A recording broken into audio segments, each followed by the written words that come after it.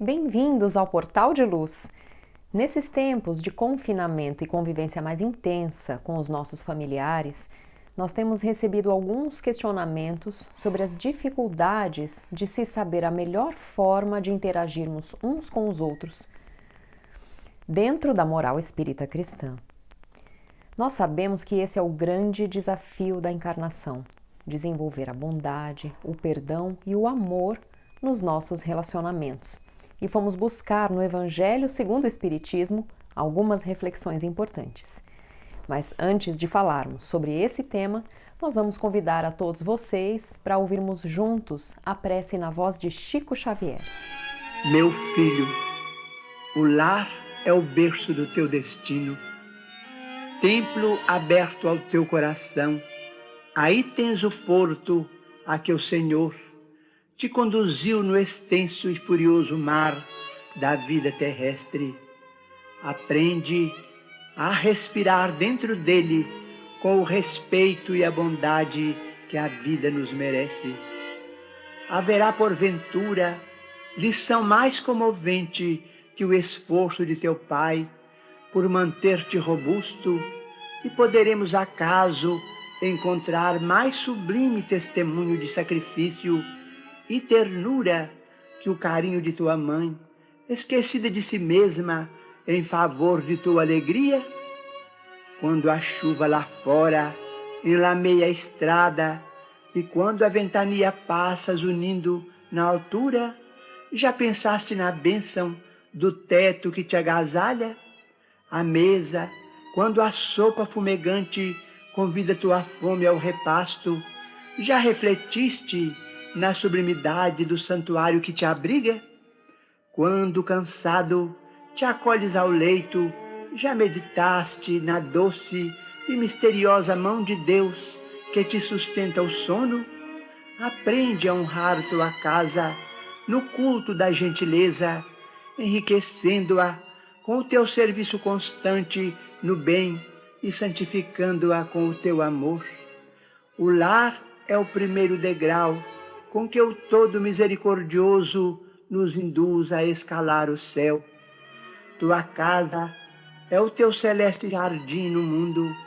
Cultiva aí, nesse abençoado recanto de paz e trabalho, as flores do bem que nunca fenecem. Ajuda-o na preservação da tranquilidade e do bem-estar, porque um dia, de fronte preocupada como agora acontece ao teu pai e à tua mãe, crescido e pensativo, terás um lar diferente, onde entrarás como Senhor e, inclinado sobre algum rosto alegre e saltitante como o teu, igualmente dirás: ah, meu filho, meu filho. Nós temos recebido muitas mensagens sobre como enfrentar as dificuldades de relacionamento pessoal durante os tempos de confinamento e dessa convivência mais intensa que temos passado durante a pandemia. Nós sabemos que se trata de uma oportunidade valiosa para solidificarmos os nossos valores morais espíritas cristãos, colocando em ação tudo que estudamos na nossa doutrina. Mas, na prática, nós nos debatemos com as nossas próprias limitações e caímos muitas vezes nos erros de sempre: a irritação, a impaciência, o orgulho, a discórdia por motivos corriqueiros do dia a dia.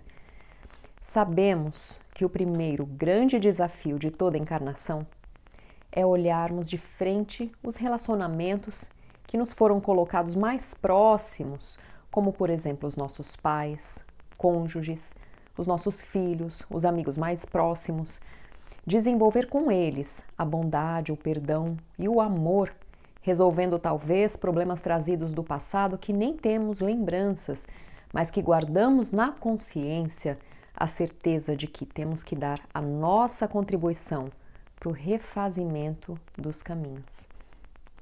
E depois, claro, nós temos que estender esse compromisso moral de tratar a todos com amor também a todos que nos cercam e convivem com a gente de alguma forma, como por exemplo colegas de trabalho, pessoas que encontramos no nosso dia a dia e até mesmo desconhecidos. Enfim, todos os nossos semelhantes. Nós temos o compromisso de tratar com amor e fraternidade. E para tentarmos refletir juntos sobre esse tema tão importante, nós trouxemos trechos do capítulo 10 de O Evangelho segundo o Espiritismo, Bem-aventurados os que são misericordiosos. Nele, Jesus pede que saibamos nos reconciliar com todos os seres da criação de Deus e que olhemos primeiro para o que nós temos que melhorar em nós mesmos antes de apontar qualquer erro no nosso semelhante. Vamos ver. Num trecho do Evangelho de Mateus, no capítulo 10, nós temos as seguintes palavras: reconciliai-vos o mais depressa possível com o vosso adversário, enquanto estáis com ele a caminho. Ou seja, enquanto nós estamos encarnados, nós temos que buscar nos reconciliar. E aqui nesse trecho, na explicação de Kardec, vemos que o foco é a prática do perdão, visto que nós sabemos que, se não nos reconciliarmos agora com aqueles que nos desentendemos de alguma forma, essa situação irá se estender após a morte. Portanto, de nada adianta fugirmos. Isso sem falarmos que muitas vezes o problema que vemos agora vem acontecendo desde encarnações anteriores. Daí, inclusive, a nossa dificuldade em enfrentar aquele problema. Aqui também, Kardec explica que outro benefício que podemos ter ao nos reconciliarmos e aprendermos a perdoar e a amar aqueles que nos são difíceis no momento, é que estamos evitando que ele se torne um provável obsessor no caso de vir a morrer antes de nós, o que será bom tanto para nós mesmos quanto para ele. Nós podemos fugir agora, mas não conseguiremos fugir para sempre. Portanto, quanto antes domarmos o nosso orgulho e aprendermos a amar aquela pessoa que hoje enxergamos como sendo alguém difícil, mas que na verdade é nosso irmão, tanto melhor para ambos. Na sequência do capítulo 10 ainda, nós temos outros dois trechos do Evangelho de Mateus. O primeiro é o seguinte: se, portanto, quando fordes depositar a vossa oferenda no altar, vos lembrardes de que o vosso irmão tem qualquer coisa contra vós, deixai a vossa dádiva junto ao altar, e ide antes reconciliar-vos com o vosso irmão. Depois, então, voltai a oferecê-la. Aqui Jesus ensina que, antes de nós pedirmos perdão para nós mesmos, precisamos perdoar e reparar o que fizemos de errado contra o nosso semelhante. Só então a nossa oferenda será bem aceita, a nossa prece será ouvida, porque iremos com o coração sem qualquer pensamento mau, sem orgulho ferido.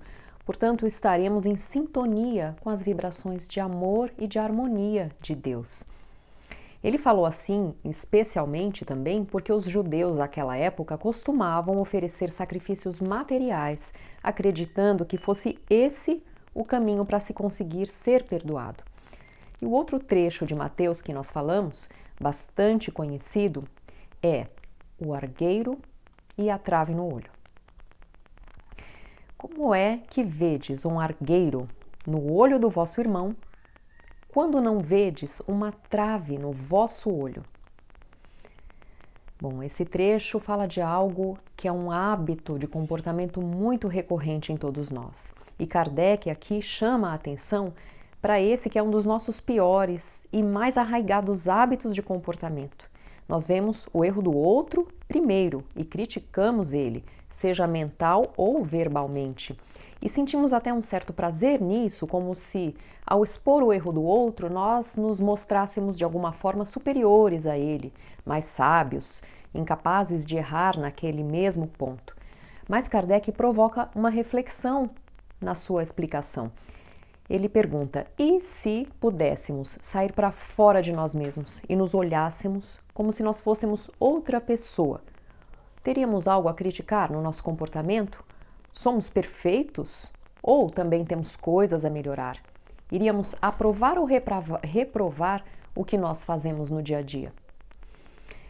Kardec diz o seguinte: incontestavelmente é o orgulho que induz o homem a dissimular para si mesmo os seus defeitos, tanto morais quanto físicos. Semelhante insensatez é essencialmente contrária à caridade, porquanto a verdadeira caridade é modesta, simples e indulgente. Bom, e para completar, temos no capítulo 10 a parábola da mulher adúltera do Evangelho de João, que conta quando os escribas e os fariseus trouxeram para Jesus uma mulher que havia sido pega em adultério, que era um crime gravíssimo na época e que deveria, portanto, ser apedrejada em praça pública. E Jesus, muito sabiamente, diz: aquele dentre vós que estiver sem pecado, que atire a primeira pedra. E todos eles foram se afastando devagar, largando as suas pedras, percebendo a força e a verdade daquelas palavras e a autoridade moral do Mestre Jesus. E essa sentença de Jesus faz da indulgência e do perdão um dever para todos nós, porque afinal não há ninguém que não necessite para si próprio de perdão. E é somente com a nossa consciência e com os nossos erros que nós devemos batalhar, não com os erros dos outros. Os erros deles, eles terão também que enfrentar.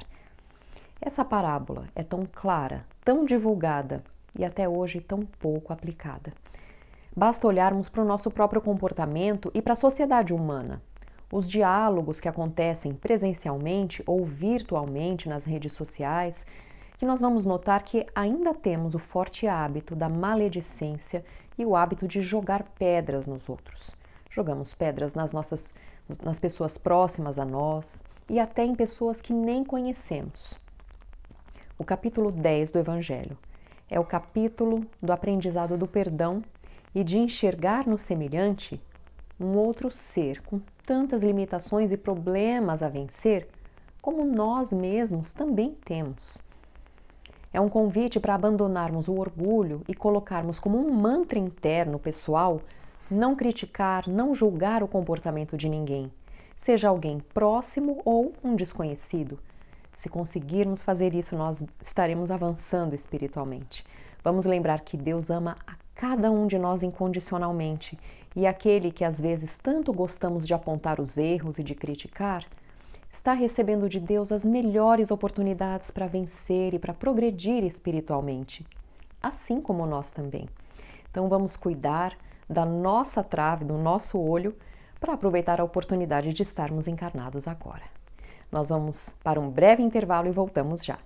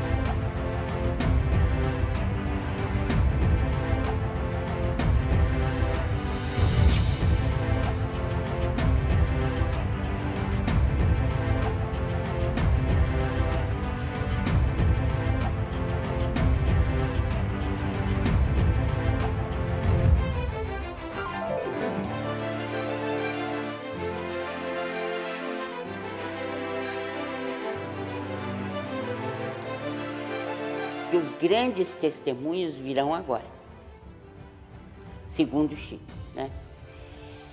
Chico falou-nos, então, desse período de tribulação pelo qual nós vamos passar, né? Como a gente viu na resposta dele. Quando vier o tempo, teremos que exemplificar.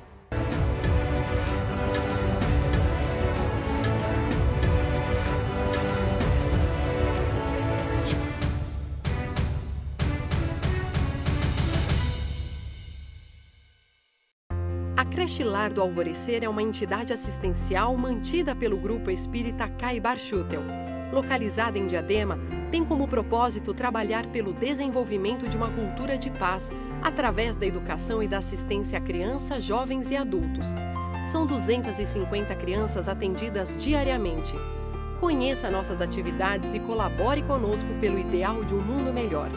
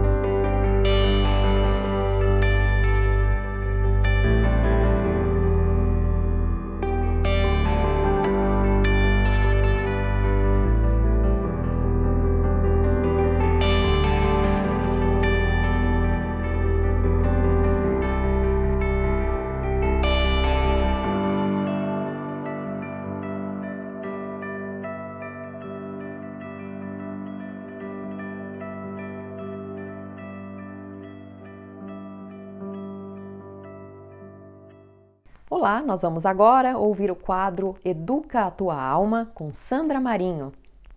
Olá, queridos amigos, queridas amigas.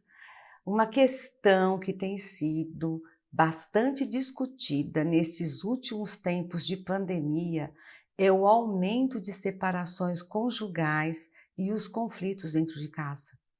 Com certeza estamos falando de uma das consequências das restrições ao convívio social.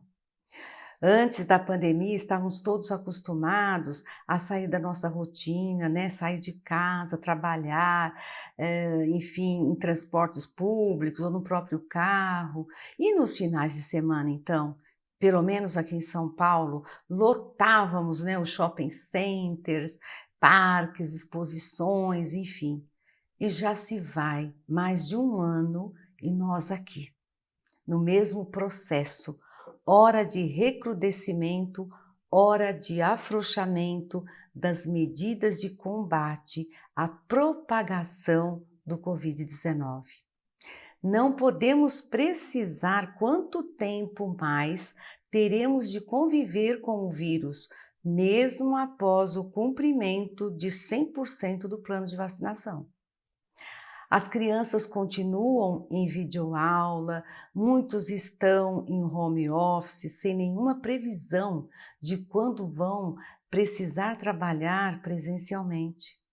As rotinas domésticas passaram por uma modificação radical, exigindo paciência e renúncia de todos os membros da família.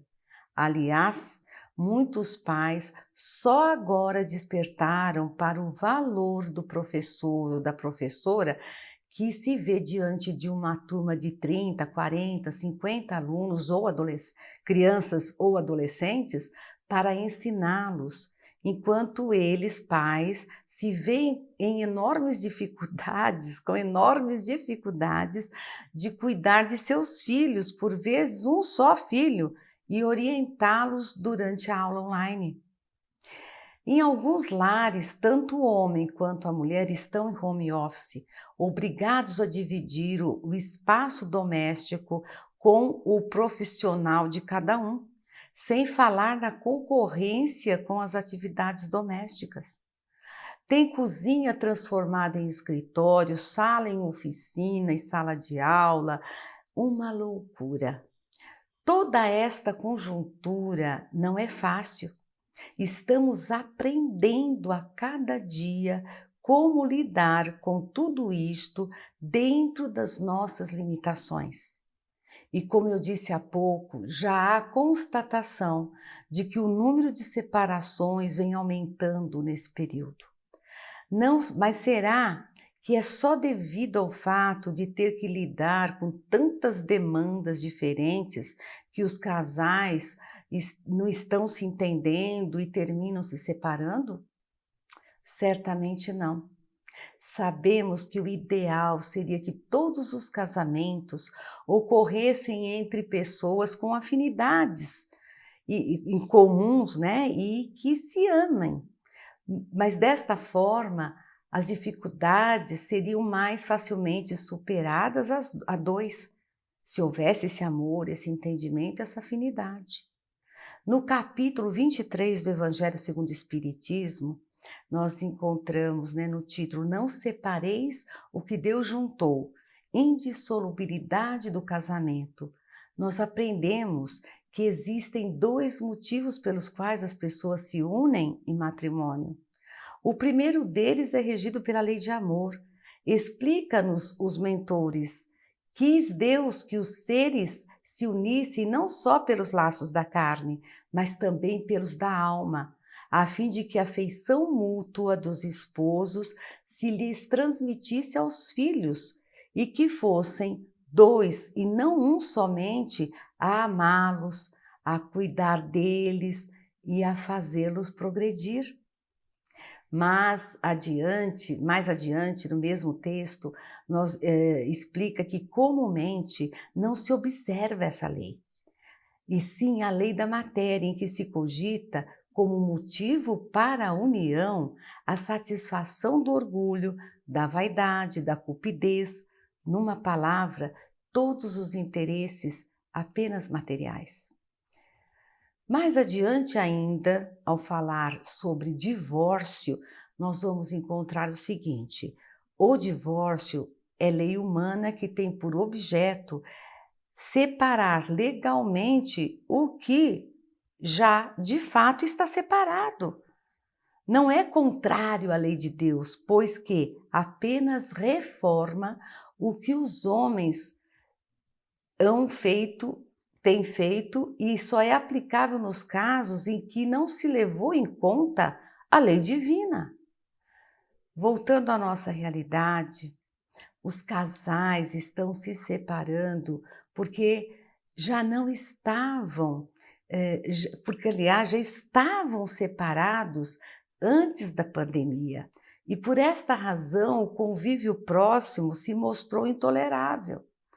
O problema maior não é a separação em si, mas como o processo para que esta se consolide, ou seja, para que a separação se consolide.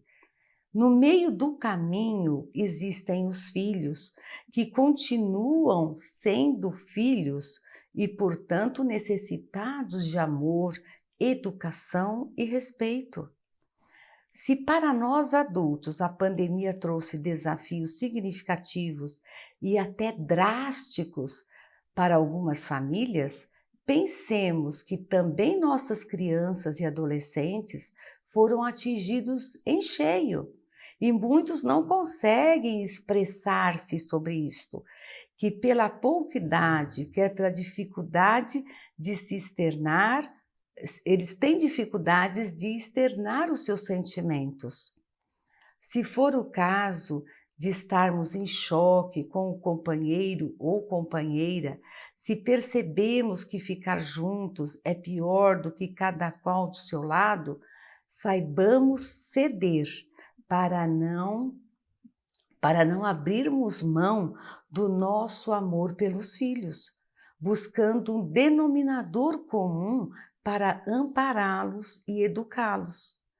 Conduzir bem o processo de divórcio é um ato de uma pessoa de bem, é um ato de amor, sem deixar rastros de rancor, nos esforçando para perdoar o eventual mal que o outro ou outra tenha causado, que nos unimos, na verdade, a gente tem que lembrar disso, que quando nós nos unimos a essa pessoa, foi por nossa livre vontade, né?